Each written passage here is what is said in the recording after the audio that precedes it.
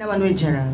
Ako, I worked with Gerald before, Budoy, Something My Heart Aches, and it's always a joy working, it's an honor. So, yeah, we're just really blessed for this project. Kasama sila.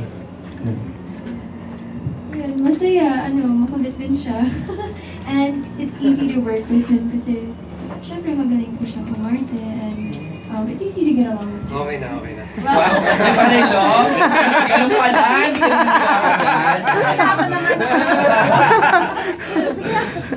I will add lang na kasi we're very grateful that Gerald accepted this project. Kasi sa totoo, seriously, kasi sa totoo, when the story was pitched sa akin and we were discussing it, parang sabi namin, who could play the boyfriend na who could play that role? Kasi you can't just put anybody there.